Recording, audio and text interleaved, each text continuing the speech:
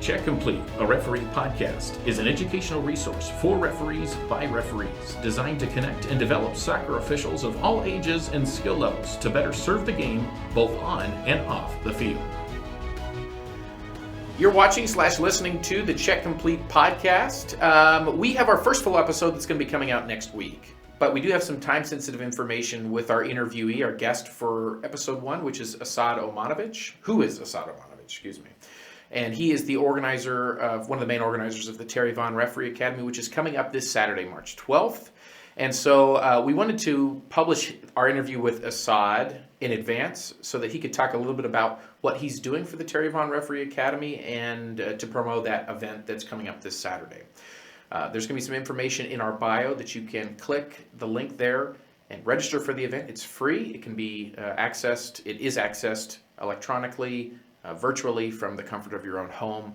That'll run from about 8 a.m. until about 4 or 5 p.m. on Saturday. So it is an all-day event, but you're at home and you get to eat your own food and snacks. Right, and it's a great event with a lot of cool things going on, and we've been to it the last couple of years. So we wanted to get that out early so that you guys have the opportunity as well. Absolutely.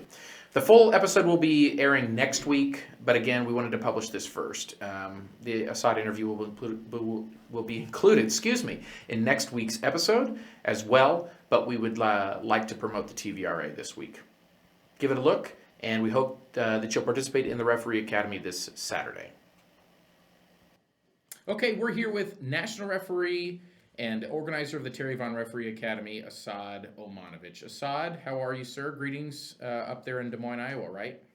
Yes, Gordy. Thank you for having me. It's an honor to be on your podcast. I'm looking forward to having this discussion, and it's probably chilly up here just as it is down there in Kansas City right now. It is. No pressure, but you are the first guest ever on the Check Complete podcast. I just want you to be aware of that. Ooh, all right. Yeah, we'll lower the bar now, listeners, viewers, just lower the bar now. That way, if it goes well, it superseded your expectations. But if it's terrible, then it meets your expectations, right? That's a good way to live life. Anyway, so Esad, we've asked some of our listeners if they would like to send you some questions. So we have a few of those, but I really want to just kind of hear about your journey, sort of how you got to where you are today. I'm sure that's a long and windy road, and we don't want to start at your birth, but maybe how did you get into officiating, if we could start with that and kind of go from there? Yeah, it is a long and windy road. Officiating started back in college when I played at Grandview University. 2017, we had a local assigner called Bonnie Larson reach out to us and say, hey, we're doing this referee event that she hosts every year. We need some volunteers, so if you can send us some of your players over, that'd be great. I played for Bonnie when I first started in rec way back, and I was like, you know what, that'd be kind of cool. Let's go out and see it. And I went out to the tournament. It was an AR for I don't know how many games, made some money. I remember calling a goalkeeper leaving the penalty area and handling the ball off a goal. Not a goal kick, off a clearance. So it was good. That's the spirit of the law anyway. Yeah. Keep going. What was that? Nothing. Keep going. So yeah, I started off like that, and then Bonnie was just like, you know what, you're a college student, probably need some money. How about you think about us registering for high school and make $55 a game, that sort of stuff? And I was like, oh man, $55 a game. Yeah. That's the most money I've ever seen. $5 goes a long way when you're a broke college student. I spent all my time training and in class and, research and all that other stuff. So I was like, you know what, I'll take up this offer. Did my first class in March 2017. And then, 2022, here we are. So kind of a long, short road in a sense, shorter than most, but long in terms of things that I've done, the games I've gone to, the paths I've kind of taken, and that sort of stuff. So it seems long but short, if that makes sense. Sure. So yeah, 2017 is the first class I took, and then here we are. Wow. Yeah. blessed. I mean, honestly, quite honestly blessed to be able to do everything I did. We'll talk a little bit about the Vaughn Referee Academy here and how that had a huge role in my development and how I got to be part of this, I guess, so yeah, I guess what else do you want to know about that path? Well, yeah, that's interesting. Brendan's going to have a follow-up question here just to kind of maybe expand on that a little bit, but it is, that timetable is interesting. 2017 through, and then, I mean, that's when you started, right? I mean, you'd never picked up a whistle prior to that. Never picked up a whistle. I think I did one game as a assistant referee for a friend. He called me up really last second. He was like, "Hey, you're down the street from me. Nobody showed up. Do you want to come out and help me? I'll pay you $20." Yeah, there you go. So yeah, that's cool. Let's go out and do that. So. Yeah. So that's 2017, and then 2022, you're at national camp for pro camp. Yeah, so 2017, and then 2021, I get an invite. I think it was November or something like that. Hey, I get this email. Congratulations, you've been selected for national camp. Here's the details. Here's when you have to fly out and that sort of stuff. So surprised, really pleasant surprise. A great start to the morning. Was not expecting it, but I've had a lot of people influence and help me along the way. So thankful for everybody in the journey, the mentors that have helped me, the feedback I received, the ups and downs. It looks like a straight path, but in reality, we've had a lot of these. Like, we can talk about a little bit about that. There's one game in particular that really stands out into. I think it was probably the most important game in my development, and probably wouldn't be here where I'm at right now if I didn't have that game. So. Yeah, I want to hear more about that game, but yeah, Brendan, why don't you ask that follow-up question here? Yeah, about your journey. Yeah. So we've got a lot of referees kind of in the same starting out spot that you came from, coming from being college soccer players and then transitioning to the referee role. So I would like you to kind of expand a little bit more on your journey from grassroots to regional to national. So like, what are your keys to success and things that you'd like to pass on to referees that are following that path? Yeah, that's a great question. I think it's important to know that everybody's journey is different. Everybody ripens at a different rate, and that's totally fine. You don't want to push it to be too fast, because that can kind of bite you in the butt later on.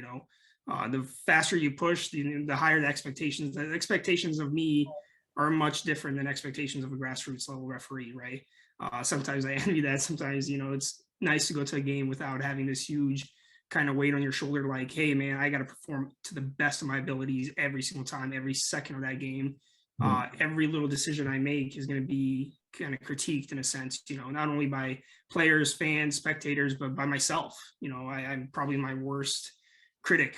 I'll go out there, find the littlest things that I'm like, no, that bothers me. I got to change that. So everybody's journey is different. I think mine, the playing pathway helped quite a bit, right? The football understanding. I played this game my entire life, understanding what it is expected out of referees, what I expected out of referees. I think a lot of referees say this, but they were probably the worst people to the referees. I don't know if I was terrible, but I can't remember I can't remember a game I didn't get a yellow card in. Something along those lines where, and that stuff helps because now I know what to look for. The players are like, oh, I didn't do that. I was like, oh, come on, man, I did the same stuff. Come on, you can't get away from me. Right. I was like, I was better at it than you. So understanding the things that they're doing and getting the understanding of the game, I think is really important. Playing collegially helped my understanding of the game grow tremendously. I'm not played high level youth academy at that time, travel, all that sort of stuff. I've never made it to nationals. We lost in our state cup, and fortunately we didn't have many teams in our state at that age group, and it was single elimination. You just shut off for a second and you lose the entire game. It is what it is, but understanding that helps quite a bit with our development. So I use a lot of that in my refereeing, nowadays. So I think that's a big thing for me personally, the understanding of the background of the players and what the coaches are expecting, and understanding the difference between frustration and, actually being yelled at and that sort of stuff. Mm-hmm. So. Yeah, that all makes That all makes total sense. We did have a handful of questions that came in from our listeners and viewers, so I want to get to a couple of those. We don't want to take too much more of your time, but one of them that was really interesting to me is how has knowing another language affected your communication on the field? Ooh, that's a good question.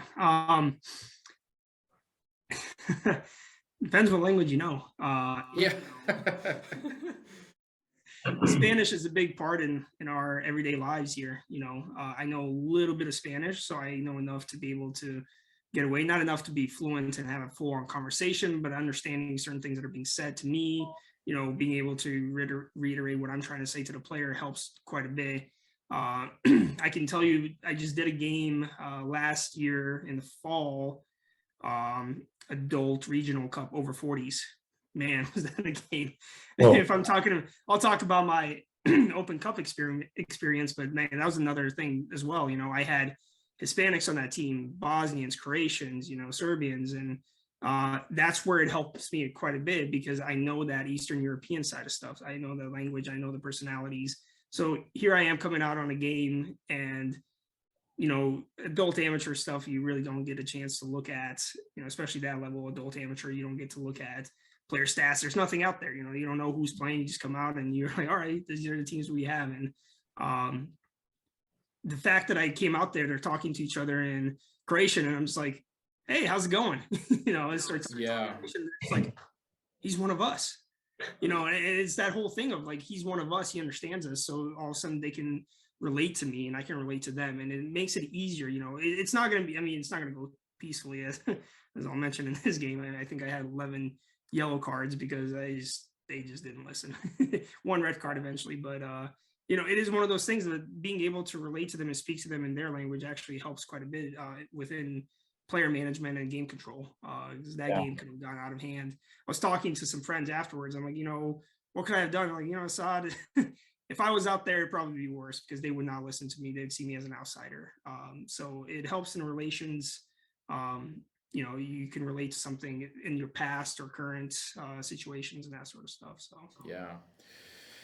yeah, absolutely. So go ahead and dive into that. So you're referencing some of the U.S. Open Cup game that you had. I know that was formative for you. Could you, without ripping the scab off too hard, right? Could you address some of how that was formative in your career? Yeah. So the U.S. Open Cup, 2019. So 2017, I become a grassroots referee, regional 2019, I believe, or state referee at that point. And I get this assignment, not knowing much about the Open Cup, that sort of stuff. I get an assignment in the email. Hey, you've been selected to officiate as a referee, second round of Open Cup. Let me know your availability. And I'm just like, is this me? Is this for me? So a little backstory. There's another referee, a Pro 2 referee, a pretty good referee, great guy named Elvis Osmanovic. Our last names differ by one letter. And a lot of people are like, oh, you're Elvis. I'm like, no, I'm Esad. But the last name, it's so similar. So I'm sitting there and, Rick Eddy sends me this email. He's like, man, I call my mentor. I'm like, hey, do you know anything about this? No, I didn't put your name up for it. I was like, all right, what do I do? I don't know if I'm ready for this, and I email him back. I'm like, hey, this is Esad Omanovic from Iowa. I just want to make sure this game's intended for me and not Elvis Osmanovic from Florida, And he's like, no, this game's for you. So we go into the game, fast forward into the game. And I'm nervous, it's a good kind of nervous. Like I'm excited for it. I'm going to go out there, perform the best that I can. But quite frankly, the performance wasn't the best, I've had, we talked to the assessor afterwards, for regional, you did fine. For national, and I'm like, all right, no. Listen, I want you to critique me like a national. Because for me, I'm always looking, here's where I'm at, this is where I want to be. So in order for me to do things like to get to that level, I need to be doing the things that they're doing and the expectations of them. So I always looked at myself that way. And I'm like, all right, so as a national, what do I need to work on? And we talk, obviously after a game, you kind of know how well you did, but that was a big pivotal moment in my career because I haven't had a game to challenge me up until that point, like really challenge me. And that game, you're working professional team, you know, St. Louis, now they're in the MLS against Des Moines Menace, who is the USL League Two team. And St. Louis is expecting, you know, they were in the championship at that time. Their fields are pristine, you know, everything's nice. And the Menace, you know, they come there and they're like, what is this grass? This is, or I'm like, man, Iowa, this is the best grass we got.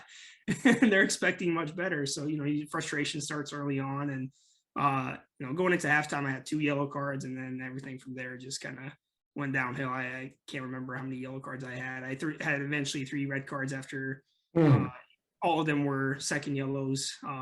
But it was just a moment of understanding, like, here's where you're at, and this is the expectation, and here's what you need to work on to get. So I looked at that game and I said, okay, let's critique the game. Let's critique myself. What did I do well? Okay, how can we improve that? What didn't go well? And how can I really improve that? What do I need to focus on? What's my biggest thing that I need to focus on? My fitness has been always phenomenal. So that was a level that I didn't really have to work on too much, but everything else, managing, talking to players, you know, making sure my message is being sent across. So that helped. Going into the regional events, right? 2019, I get selected for youth nationals. And the big part of that for me was that game, learning who I am as a referee, learning not to change who I was. You know, you go into the game, they're like, this is what pro is expecting. And so you're just like, all right, you know, I want to get to pro. This is what I need to do. And it's like, no, be Esad. Be who you are. Be the referee that got you this game. Don't change what you're doing on a brand new game. Just do what you do well. And that was a big learning moment for me, was like, you know what? I don't care what they want at the moment. I'm going to do what who I am. And I really kind of, you know, I had this stuff kind of being tossed at me. This is what they would do. This is what they would want. This is how we were being taught at pro. And I'm just like, I'm not in pro. So at that moment, I just was like, I'm not pro. I'm not in pro. So I, you know, as much as I want to get there, I'm not there yet. So focus on what I know, focus on what I do well, and going into that season, that's what helped a ton, you know.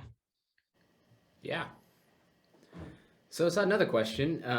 We know you're getting a little bit short on time here. What we think our listeners would really like to hear about is the Terry Vaughn Referee Academy, and you know what is your involvement in that, and how did that start, and what does that mean to you as a referee?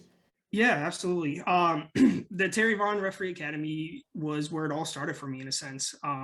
2017, you know, I take my first class. 2017, we go into the Terry Vaughn Referee Academy that year. No idea who Terry Vaughn was. You know, I'm coming into the brand new referee. Don't know anything about refereeing, and I'm like, all right, let's go into this event. And I still remember a video. There's me with Rick Eddy walking around talking about 10 things referees can do without any skill, you know, or things like don't require any skill at all. And camera passes by, and here I am as a player, leather jacket, blonde hair. It looked terrible. And then I remember sitting there looking at all the things that everybody else was doing, and those things that Rick Eddy was talking about. And I'm like, yeah, you know, I'd like to go to the regional event. I'd like to do that. That looks cool. And that's where it really started off for me. And that's why I'm thankful for the organizers and Terry. Obviously, Terry being Iowa's first FIFA referee, he's a huge, big deal. You know, nationally, but let alone in Iowa. You know, he's one of the proudest individual out there. We take great pride in Terry. Terry, unfortunately, was diagnosed with Huntington's disease that ended his career prematurely. He's still alive, thankfully. Great guy, phenomenal guy. Got to know him a little bit over this last couple of years. But Terry's whole goal was to provide education, higher level education, to our referee community here that they normally wouldn't get. So fast forward to 2020, I believe. 2020 is when I got asked to help with the Terry Vaughn Referee Academy organization and all that. Obviously, COVID kind of cut it short, so we couldn't do that. So last year we brought it in a virtual setting, which was had a lot of challenges of its own, but I think we produced a great show. And you know, this year we're trying to do the same. We had over 500 participants last year virtually, and we're trying to bring in more. We have Joe Fletcher coming in this year to talk about AR stuff. Obviously, Joe Fletcher, the AR expert, coming in to talk about AR stuff. Mark Catalesic coming in talking about referee positioning, you know, and things to look for. We have a couple other things. Margaret Domka and Sky Arthur Banning coming in to talk about mental health and officiating, which is a crucial topic. I think it's one topic that it's drastically overlooked, and it's really important. We have Nisola Ben Trevino. He's going to come in with a coaches panel. Pardon me, coming in with a coaches panel to discuss, referee coach relations and how we can improve that. What do coaches look for in referees, that sort of stuff. It's going to be great. And then we have Candace Farberry coming in to talk about women mentoring women. Another area where we really kind of lack in the referee community. I think nationally we have 12% women representation in refereeing. So what can we do to improve that, and what can we do to improve the relations between us and that community? So I'm really looking forward to the events. It's on March 12th. Starts at 8 a.m. Central Time. It's going to go till about 4 or 5. Might have a hangout session, and yeah, really looking forward to it. I'll send the link on how you can register for that event. We still have plenty of room, so feel free to go in and register on that. Yeah, we'll post a link in our stuff as well. Encourage all of our listeners to tune in and participate in that. It's been a great event. We've participated in the past. It's really, really well done. We're excited to see this year. Well, there's a couple more that we want to ask just very, very quickly as we wrap up our interview. Thank you for your time, Esad. But I think a very pressing question that was asked was, someone wants to know, they need hair advice for maximum presence on the field. Lay right. What? Lay right. Right? Like the hair? Like, no. It's a brand. I'll send you guys. Oh, it's a brand. Are we allowed to talk about brands? Here's my life motto. Look good, smell good, feel good. All right. And as referee, the first thing people are going to notice is your appearance, right? You got to look the part. And if you don't look the part, you're going to be judged from the first, before the whistle. So I don't know what I do with my hair. Sometimes it's just natural. It goes like this, but well, it looks beautiful. I'm happy to take questions afterwards. Yeah, well, you can find Esad on social media. What's your social media if people would like to reach out to you? Esad Omanovic. I am not very present on Instagram, Twitter, or Facebook. I do a lot of reposting. But I don't want to cut this short. I do have a webinar to get on too, so I don't want to be late to this. Please reach out to me afterwards. So I really don't want to cut this short, but I do have to go. Yeah, I know you got to get on there. So Esad, thank you so much for your time. We love you, buddy, and thanks for your input and all that. Yep, thanks, Esad. Best of luck, and we're looking forward to the academy this weekend. All right, we'll talk to you soon. Yeah. We'll see you. Bye.